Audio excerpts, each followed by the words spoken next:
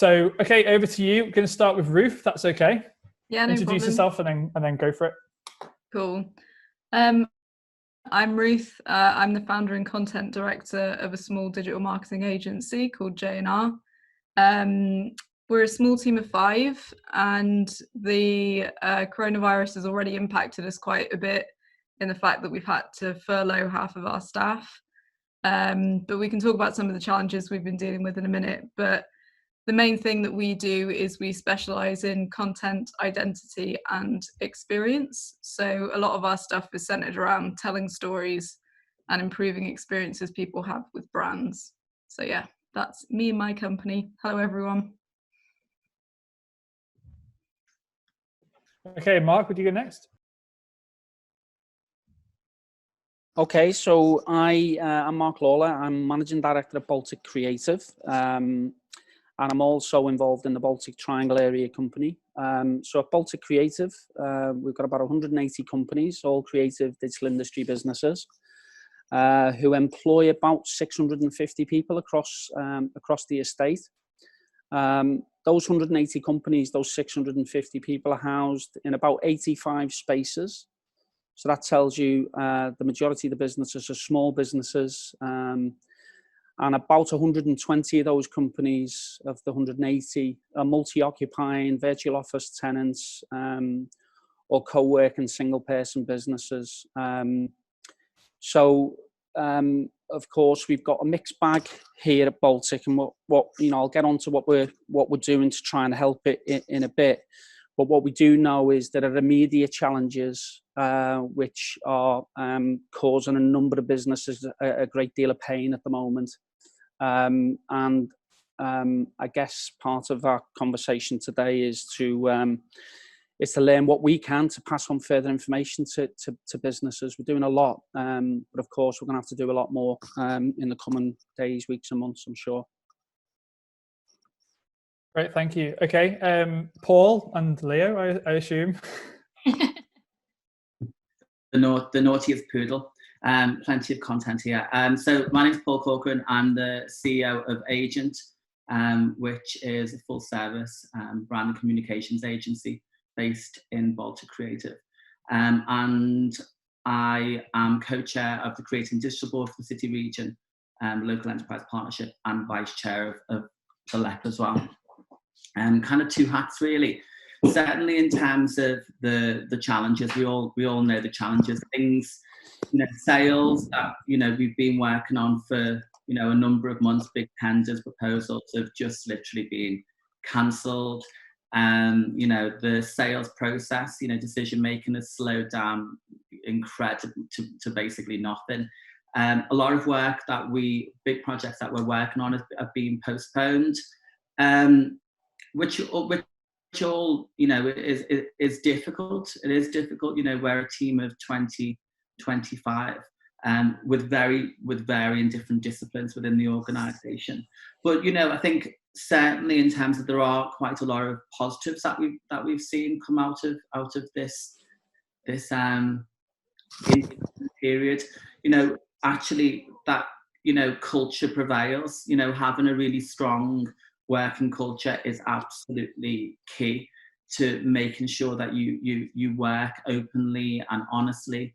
I think having regular communications and understanding where tech doesn't quite bridge the gap. I think understanding that, certainly, in the everyday, being able to look over someone's shoulder and point them in the right direction, or question something, or being able to kind of get involved in the creative process is not as easy in this arena. I think challenges really, other stuff is around our fixed costs are the same. Our team are all working, and furlough isn't relevant for us, but our fixed costs are still our fixed costs. Yes, we've got less money coming in and it's coming in slower, but we've still got rent to pay. We've still got bills, utilities, wages and everything else. So that's difficult. And that's kind of epitomised right across the patch really. So yeah, some big challenges, but certainly, some good stuff that's certainly come out of Agent. Great, thanks, Paul. Okay, Kate.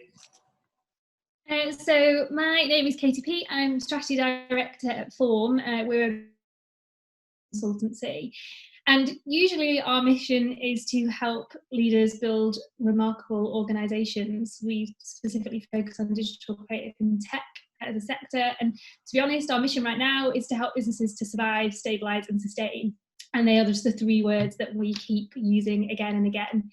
Not only have obviously we had to all transition into completely virtual operations, which hasn't been that challenging for us in many respects on the basis of we have a lot of international clients overseas, so we do have to operate in these ways, but we've had to fundamentally change our business model at the same time as kind of meeting the demands of our struggling clients. We do a lot of experience-led stuff that involves physical delivery, and all of that obviously has had to change, and we've had to make sure we can deliver that same value, but using online methods. I mean, some of the broad business issues that we're seeing will be familiar to many of you. You know, sales have dropped off, cash flow is impossibly tight for businesses. Existing customers are also feeling the pinch, so trying to pass on and negotiate different terms with you. You know, we're obviously learning to operate in this fully online world, as I say. Staff are obviously feeling the strain, and that, you know, just from an emotional perspective more than anything else, it's tough. You know, I personally have had to postpone my own wedding as a result of this, which has been a massive personal trauma on top of everything professionally. We're all going through those, so we can't downplay that. Obviously supply chains being disrupted, so it's been absolutely huge, and actually winning for a lot of our clients look more like surviving.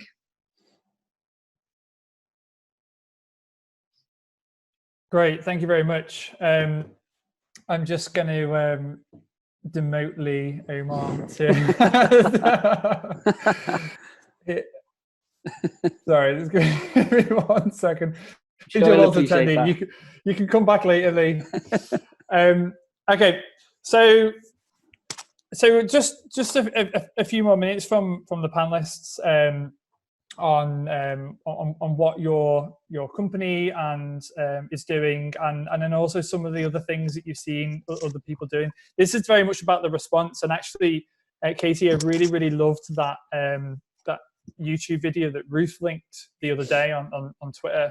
Really succinct, tangible advice about what people should be doing at this moment, and I was really appreciated that you guys are putting that content out there. I do feel that the creative and digital sector is probably the most robust to deal with this kind of crisis. I'm sure there'll be parts of it that aren't. You know, the pure creative and arts end of the spectrum, very vulnerable. But the more sort of tech end of the spectrum of this sector, you know, I think we've seen some really great responses, and some, particularly from Does Liverpool, who literally been printing visors to send to hospitals, which is brilliant to see. So would you guys be interested in sharing some of the things that you guys are doing, and some of the stuff that you're seeing out there as well? Can I start with you, Kate?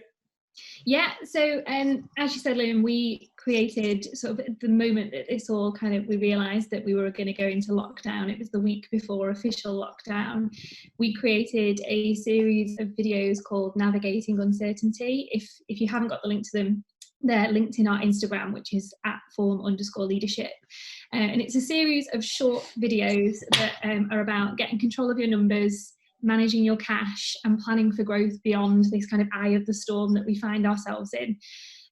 There's some useful resources to go with that and do alongside the advice. Everything that we do at Form, we try and make really tangible, so you're kind of applying it in real time, and not just kind of seeing it as kind of inspirational thinking. So hopefully it can be really useful. So a lot of businesses have got really robust cash flow management tools already, but if you're looking for a bit of a fresh approach, or just want to kind of get some ideas for how you might be able to do that, then that's all there.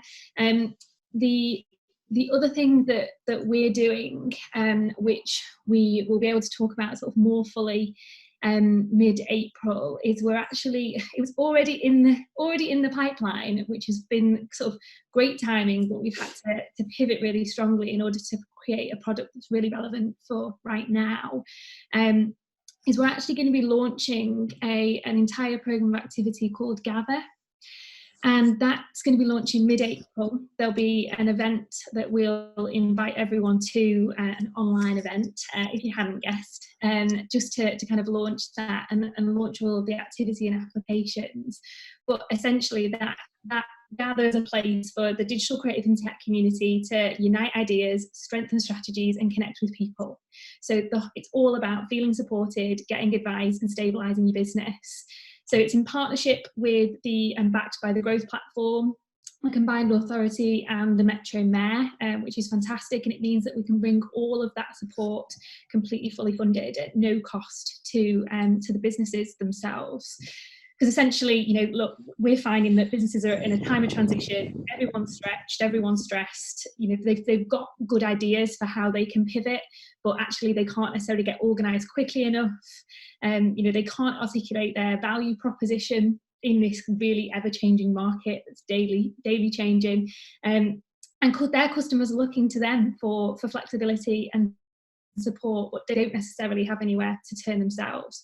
So Gather is going to help in 3 ways, as I say, at absolutely no cost to the business. So it will have an online community, which will ultimately give you access to a peer group of leaders facing the same issues as you, so you're not alone. It will have consultancy sessions, so there'll be consulting sessions where essentially you can book one-to-one time with an expert consultant. And the third thing is we're going to be launching applications for a 6-week online course called Metal, and that again is helping businesses to survive, stabilise, and sustain during this crisis. Probably 40 businesses per cohort, and we'll be looking to support to do 3 cohorts in total, so that'll be available to 120 businesses in the sector. So it's phenomenal to be coming out of the city, that the city is truly getting behind its businesses and this sector, so that it can help those who are most likely to thrive and make sure that the supply chains of the sectors really thrive beyond all of this. Amazing, thank you, Katie. Ruth, do you want to go next? Yep, sure. It's funny that you mentioned the video that Form put out, Katie. I've literally got the cash flow thing open in a tab next to this. So it's a really helpful tool, everyone. Go and use it. So yeah, I really recommend using those tools. They're awesome. But yeah, in terms of what we've been doing to respond, like I said before, we've basically we're a very small team. It was only like 4 of us who work in the business all of the time. And then we've got a contractor who works with us part-time. So essentially we're a team of 5, and I'm actually the only one who's full-time. So for us, it's been difficult in the fact we've had to furlough 2 members of staff that feel like full-time members of staff anyway. The hours they work doesn't dictate their value, but yeah, that's been difficult. In order to help alleviate that pain, we bought them all PlayStation vouchers. I don't know if that's the best solution, but we did it to give them something to do whilst they're not working. So that's pretty much as we could do as a small business. In terms of what we're doing for like crisis planning, genuinely we are using the tools that Form have given us. We've also got things like's been said before, my type of company, similar to Paul's, is quite used to working in this way, as it is for the Form team.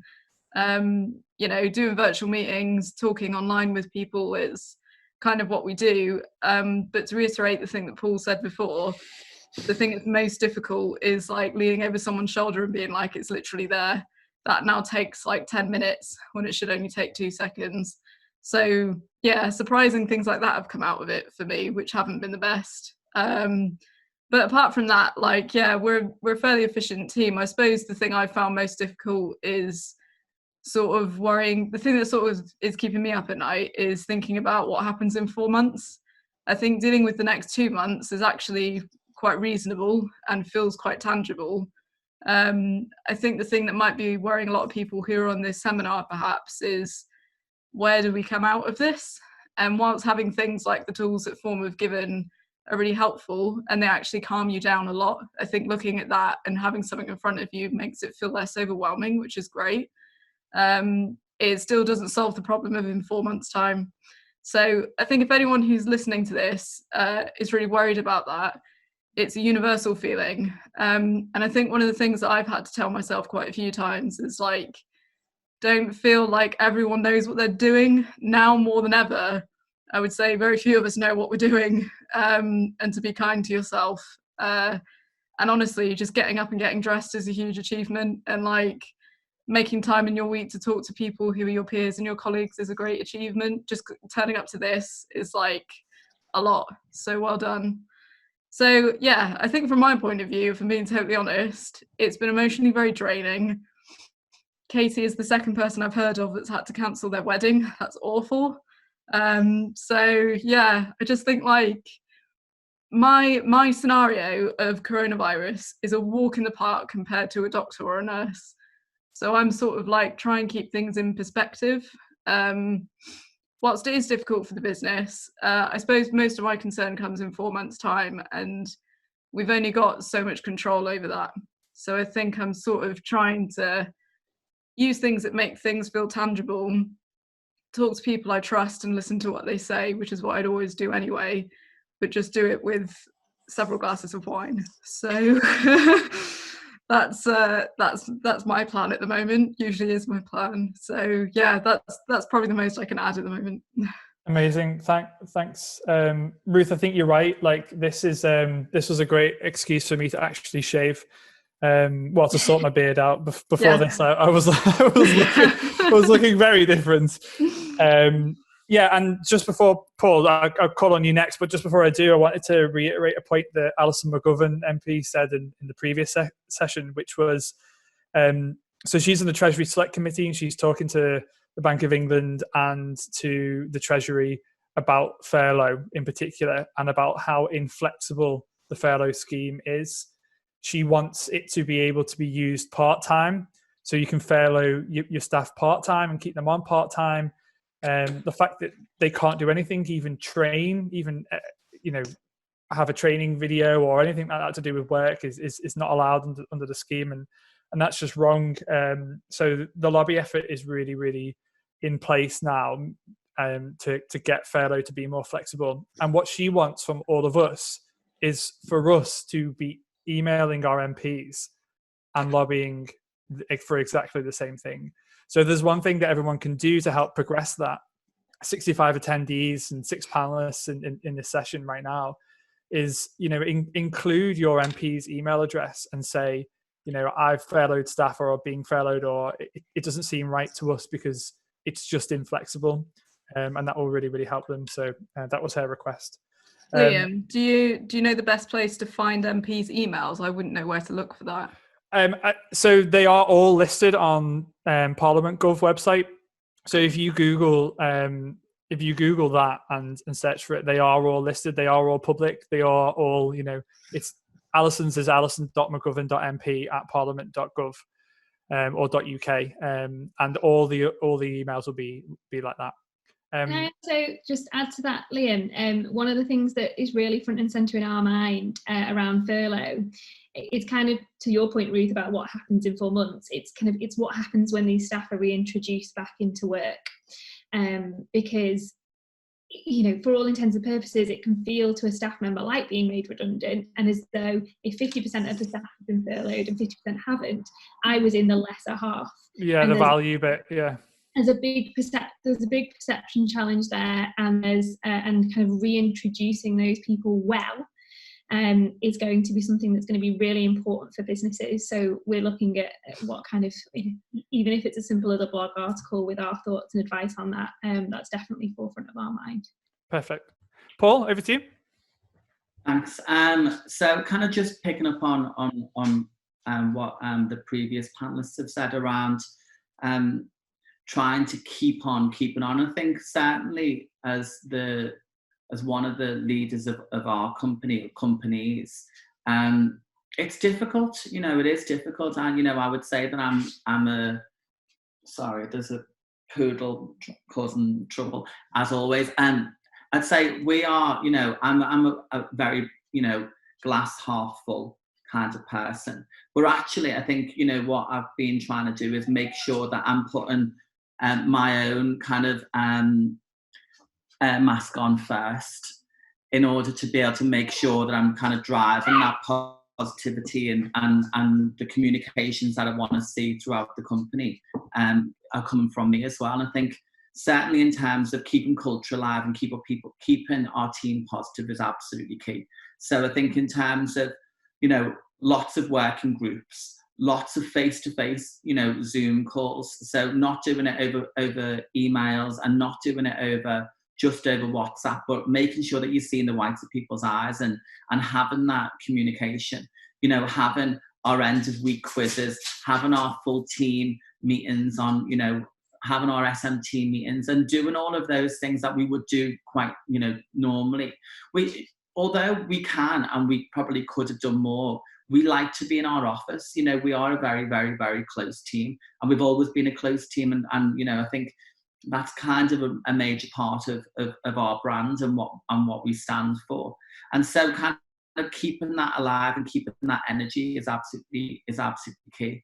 I think also as well, you know, mental health and well-being is just, it's so important. You know, I think, you know, we're all up and down because, you know, we're not seeing the people that we love or going to the places that we love or, you know, being around other people. And it can be, you know, it can be extremely difficult. And I think, you know, what I'm doing, you know, we're into week 3 now. Shut up. There we go. Sorry. Lee out. Bloody dog. That gets my mental health going. I think, you know, is making sure that we're all talking to each other is absolutely key. And I think also being up for change. You know, we've got, you know, agent academies, certainly, you know, we've got 12 young people who are 3/4 of the way through their program at the moment. And their program, for those who don't know, is a lot of face-to-face expert witness sessions. And that's really important for people to have that kind of kinesthetic, moment with other people, and that's not there necessarily in this environment. So we're taking a lot of that online and trying to find new ways of working and new ways of engaging our young people and leaders and that kind of thing. But I think the other positive bit is around putting everything on the table and saying, okay, what are people's ideas? You know, will we go back to agent, what was V3 for us? You know, what will it mean for the way that we work? What will it mean for the way that we brainstorm? What will it mean for the types of people we have around the table? And how do we give, our team the opportunities to come forward with ideas, big, small, whether they be for our clients or whether they be for, for the wider team, and really kind of celebrating, the opportunities that can come from this, which is about driving innovation and new ways of thinking and having the space, that you don't normally have when you're in the office and the phone is ringing and, clients need stuff and team needs stuff and, there's bills to pay and poodles to entertain. I think this is quite a good opportunity really for us all, to kind of think about what might we do differently when we go back to base. Thanks, Paul. And then Mark, obviously, Baltic Creative and the work that you're doing key to servicing the economy, sort of not directly, well, you can describe it better, but a commercial landlord, but, for most people, essential part of this sector. Yeah, can I just talk a little bit about, I'll say a little bit about what we're doing, talk a little bit about the challenges that we're facing and also the businesses are facing. Spoke to about 15 businesses yesterday. Lots of scary conversations, interesting conversations, opportunity in there as well. Not all businesses are suffering at the moment. Some have seen the upside of this. But also I'd like to finish by just talking a little bit about the impact on loans for businesses There's a scramble for grants at the moment, which is great. Encourage any business out there that can access it to do so. But we need to be careful with loans. They'll have a huge impact on businesses if they're taken, given that they're being offered at the moment.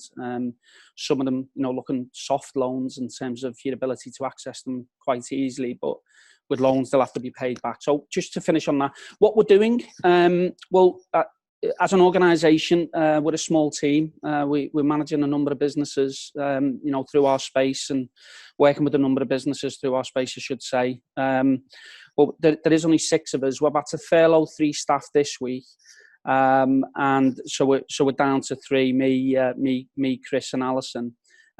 Interesting to get Katie's comments there about sort of the process by which we've dealt with that. It's very much come from the staff. Is our experience here. They've understood the the implications of what's happening.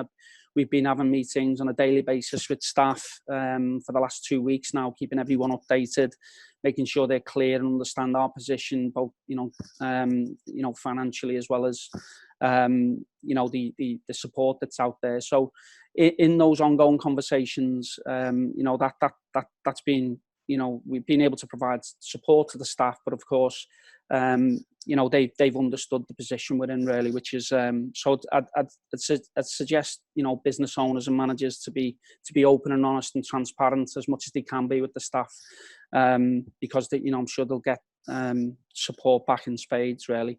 What we are continuing to do in terms of supporting the businesses, we're getting a daily update out to tenants. Obviously, we're managing about 130,000 square feet of space. As I say, about 180 companies. We're not in lockdown. We're calling it sort of a virtual lockdown. We're following the government's advice, and we're advising tenants that they should do the same. But of course, some businesses need access to trade, so we're protecting that access for businesses, and we're making sure that those that do need to trade can get access. The update that we provide on a daily basis is providing lots of information about the staff and the rota, the sort of operational side. But in addition to that, we're also providing an update on a daily basis in relation to the advice that's coming out from government and all of the support. One of the big things that we can do, and we have done as a business over the years, is develop a good relationship with the rates office in the city council here in Liverpool. So we've been working closely with them to make sure that they've got lots, all the correct and accurate, up-to-date contact details for our tenants. It's no good getting a letter dropped through the post if 90% of the businesses are sitting at home. So, of course, we're making sure that the council have got the correct email addresses and contact names and contact numbers for the business owners. And, of course, last night when the small business cash grant was launched, we were sharing information all over the different platforms, and that'll gain more detail, and that'll come out to all of our businesses today in our daily update. So we're sharing that update as well. It's been really, we get loads of positive feedback on that. We're giving it in the same format. So we're keeping the format the same, and we're highlighting the changes on a daily basis so people can quickly dive into the changes, which I think the feedback's been quite positive on that.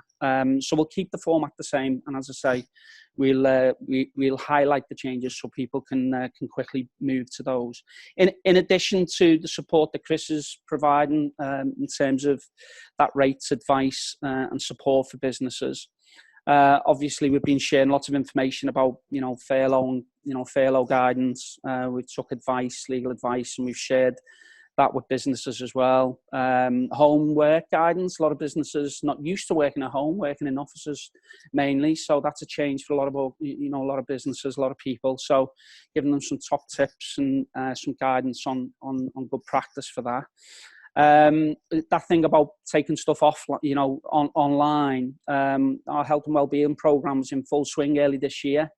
So we've been running all manner of different health and wellbeing classes, Pilates and all sorts. So we're taking some of that online, and it'll give businesses the opportunity to stay connected if that's the thing. Also, digital meetups we're looking at launching next week. Again, it's probably around specific topics, reflecting much of what's been shared in the conversation today, I guess. So we're moving some of that content that we deliver here in the campus and on our other spaces. We're going to try and move some of that content online with our partners, the Chamber of Commerce and others we'll be working with over the coming weeks and months. So I guess that's some of the stuff we're doing. Paul mentioned before, sales have collapsed. I spoke to about 15 companies yesterday. What every business is doing at the moment is cost management. It's not about sales at the moment. They're literally looking at every avenue to cut costs, which is understandable when the sales have fell off a cliff. So in that scenario, there's always, the people, and organisations are looking after their people first, which is the right thing to do, of course. And of course, as a landlord, we're one of the first to not get paid, I guess. And of course, Liam, you'll know this, and other people managing property and assets. But in the conversations that I've been having with people, and I think Ruth picked up on this before, there's a confidence thing and a not knowing. And that's the real worry for people. It's not knowing what, the next 4 weeks, 6 weeks, 8 weeks in terms of my own cash flow at Baltic Creative, I've got some confidence about. You can see it, you've got a sense of it, and you're working with businesses, you're getting a sense of who can pay, who might need, to be able to pay some and not all in rent. And then, of course, some businesses are not going to be able to pay at all for a period. So we're getting a sense of that, and that gives you, you can sort of manage that in your own, with your own plans for the next 4, 6, 8 weeks. But beyond that is where we're getting, where there's real issues, and that is because there's no confidence there, and people can't see beyond the challenges. That's where people are making decisions about, well, Mark, we just can't pay because we just don't know what's going to happen in 6 weeks or 8 weeks. If we had some certainty, we'd have more confidence, working with you. So these are some of the challenges that people have got, and some of the thoughts that people have been sharing with me. One of the big things, about 50% of our businesses have a relationship with the universities. About 40% of the businesses have a relationship with the local authority. Those organisations slashing budgets are going to have a huge impact on some of the businesses. So we've shared with the Combined Authority and with Growth Platform our concerns about these local government organisations and educators in the city. It's really important that they protect the relationships that they've got with creating digital businesses, because of course many of these businesses, small businesses, are dependent on the contractual relationships that they have in the city with these other bigger organisations, not least universities and the city council. So we've shared those thoughts, as I understand, have been shared with the city council and the educators. So I guess for us, we're doing what we can to be supportive. There was a question which came through in the chat asking about what are we doing in terms of rent. We've approached the Combined Authority to see if there's opportunity to draw in some support in terms of grant into Baltic that we could pass on to businesses by way of rent-free to support them through this next 3 months. We were very quick to contact the Combined Authority to discuss that opportunity with them, offering them the opportunity, to protect the 650 jobs that exist through our space. It's a lot more expensive to create a new job than it is to protect an existing job, of course. But unfortunately, we've not been able to secure that support. So, as a consequence, as an organisation, what can we do in terms of supporting tenants who can't pay? Well, we've essentially said the same to all tenants. If you feel like you can't pay what you can pay. If you can pay something, we might get to the point in 2 months, 3 months time where we're coming out of this crisis, and there's less of a problem to manage with a particular tenant. So, but of course some tenants won't be able to pay anything, and then some tenants, of course, are able to are trading fine, and they'll be able to pay. But there's a significant chunk who are in that sort of lack of confidence, struggling to pay, and won't be able to pay until some certainty and some confidence comes back in the coming, hopefully in the coming couple of months. I was going to say something, if I can, Liam, about loans. Yeah, go for it. So we as an organisation, we own assets. We can, there's the opportunity for us to look at the small, the coronavirus business interruption loan, and we can use, of course, we could look to use loan to cover revenue. But if you're using a loan to cover revenue, it just severely impacts on your ability to do, I'm looking 6 months down the line, 12 months down the line, as we're coming out of this crisis.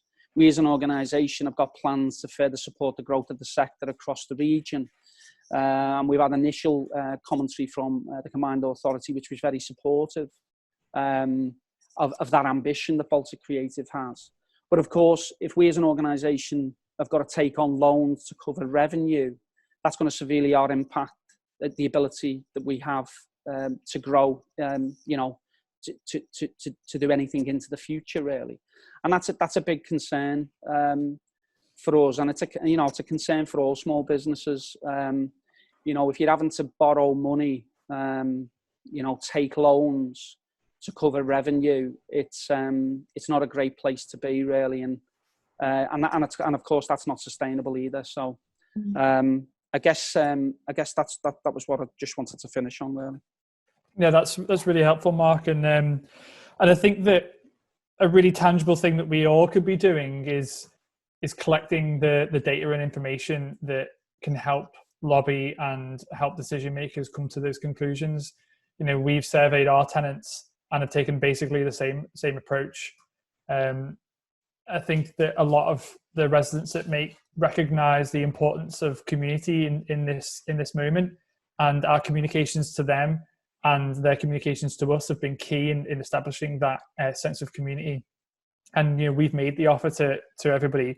Our intention is to make sure that nobody has to hand their notice in and leave the community, because actually it's better for us to deal with all these challenges together than it is otherwise. Our joint negotiating power and our support networks and our ability to trade with each other, in sort of a response to Ruth's question about, what happens in 6 months' time when we all get back to trading, and is there an expectation that we can just sort of pick up where we left off? I think the reality is that the world will go on, and it will go on in a different way for sure, but it will be a disaster for us all if everyone holds on and doesn't try to innovate and do new things. And actually Katie explains it really nicely in the videos that we've linked in the chat about viewing your future trading aspirations in a number of different ways. And I really like the turn of phrase that you use, farming.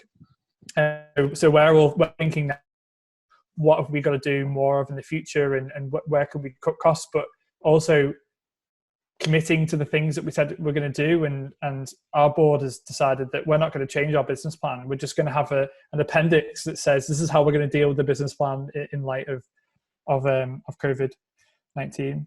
Paul, do you have anything that, in response to some of the things that have been said or some of the questions that have been asked, that you'd like to chip in with? You're on mute, by the way. There's a first for everything. I think in terms of there was a question I saw which was around graduates.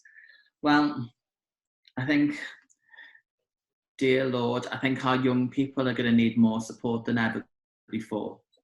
And actually what we need to do is not just sustain the talent within our organisations, but also make sure that we are doing as much as we possibly can to support those who are coming out of our colleges and universities. And quite frankly, I don't know what that looks like right now. But I think what it my gut says is that it will be more of what we've done before, where leaders and people in industry give their time and their energy and their insight to support the next lot coming through. And I really do hope that what we'll see coming out of the combined authority, and certainly what we've been asking for from a left board perspective, is an element of flexibility in terms of where money gets spent. I think if you look at, the furlough is great for those who aren't working. That there is, money coming through for those who are self-employed. There is money coming through for those in the arts, but always there are people and there are organisations and there are groups who will fall through the cracks. Inevitably. We're one of those organisations. There is no technical support for us, and lots like us. And young people, and I think will be one of those groups. I think so. Therefore, I think we have a responsibility to be asking the combined authority and others to be flexible and to think creatively about where money is spent and how they're spent, because not everything fits in the kind of box. And so we have to think about new ways. And actually, it might just be smaller grants or monies which are for supporting kind of young entrepreneurs coming through. This is a great time for people sitting at home, thinking up ideas in their bedrooms, thinking what if. How do we encourage the kind of the new ideas coming through? How do we support companies like Ruth's, who are doing amazing work and really kind of the lifeblood of our sector? How do we go outside of what the rules and regulations are to say, okay, well, we can do this? And I think having a combined authority model gives us that upper hand. If you look at those who don't have a combined authority model, it's a little more difficult for them because they don't have the devolved powers that we do. And I think that will be in our benefit. But I think, coming for me, what am I thinking? I'm thinking that this is the time to absolutely, stick to and be led by our business plan that we created as an organisation, but also to be thinking, okay, where are the opportunities coming forward now? Can we be working better with local companies within our supply chain? Can we be bringing new people into that supply chain? How do we look at being more efficient? How do we better communicate what we do as a sector from a place branding point of view? And I think, although they're all very vague and very kind of big kind of notions right now, I think it's something certainly that I feel that we should all be thinking about from a city region perspective. I think that's about it from me. Yeah, no, that's really great. Thanks, Paul. Pick up on a couple of really practical things. Yeah, go for it. A lot of what and this kind of follows what Mark was saying about a lot of businesses are just trying to cost cut at every turn. So one of the things that a lot of agency businesses, for example, who have retainers with clients are seeing is that they're just being completely cancelled actually under force majeure. That's something that people are looking to do, and they're pausing them, or they're just trying to cancel them through kind of normal means. And a lot of the businesses that we're working with are coming up with innovative ideas to try and keep that revenue. So by saying, can we give you the option to either reduce the fee for the next 12 weeks or negate the fee for the next 12 weeks, but you then have to spend the full contract value for that by X date, like by the end of the year, to really kind of kick them into additional projects when all of this kind of settles down. Which is a great way to get kind of commitment and assurance for what happens in kind of 6 months' time, 4 months' time.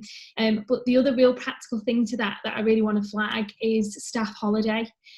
So one of the things that I think is going to fall by the wayside is that people aren't thinking about the fact that staff need to be taking annual leave during this period, and I would be encouraging your staff or mandating your staff to take a portion of their annual leave before August, because what we will find is that when everything starts to gear up again and order books become very busy, or people are trying to cash in that work that's built up because they put it on pause, you might have all of your staff off on annual leave. So it's a really practical thing, but something that we're really encouraging teams to look at, because it could cause problems in the long term.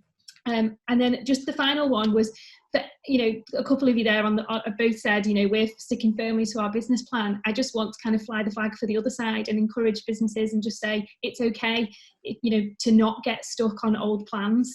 You didn't put your current business plan together planning for a global pandemic. So, well done to you if you did.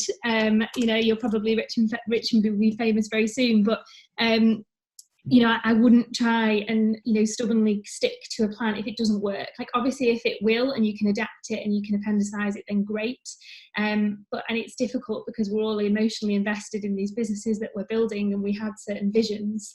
But don't be afraid to really take a new approach to that is just about how you survive and sustain in the circumstances we find ourselves in. Amazing, great. Very quickly, Paul. Yeah, just to go back to the point that Katie made about holidays, it's a point really well put across. I think it's not just about making sure that when we go back to whatever we go back to, that we're not ending up with half the year's holidays being squeezed in 6 months or 3 months. And then, Christmas, if in fact any of us have Christmas later on down the line. But I also think it's really important around mental health. Because actually we are, and I've been to friends, when I work at home and I have a kind of impending sense of guilt, like I'm not doing enough, that actually, I can be at my desk and I can be there for 8:15 and I can be on calls till 7:30 and I can work at the weekends, and genuinely, that I think, oh my God, I've really not done enough today. Actually, I think we're all kind of working through this feeling right now. And certainly what I want my team to do is I want them to have downtime. The kind of point that Katie made earlier on is that this is really shit. It's not just shit for our businesses and for our teams professionally. That people are struggling to survive and everything else, and contracts and all the rest of it. But people's lives have been changed. There's so much worry and so much anxiety and so much stress and fear and everything else that actually I think we all have a responsibility of making sure that our team are switching off the laptops, that they're switching off their emails, and when they're having a holiday, they're actually having a bloody holiday. Because all of a sudden, people's houses have transformed into a place where people go to spend time with loved ones, into home office, nurseries, people being on top of each. It's really, really difficult. So I think the holidays point, yes, it's great for the health of a business, but I also think that it's going to be really healthy for your teams to make sure, and the leaders as well of those businesses who've got so many numbers going around and scenario planning and all the rest of it, that actually holidays are going to be absolutely key for everyone to just chill the fuck out. Sorry for swearing. Thanks, Paul. Ruth, do you want to make some closing comments? Yeah, I'll keep it really quick, but it's basically to echo some of the stuff that Paul said there.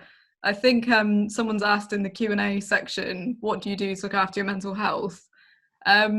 Mine is a very finite list, actually.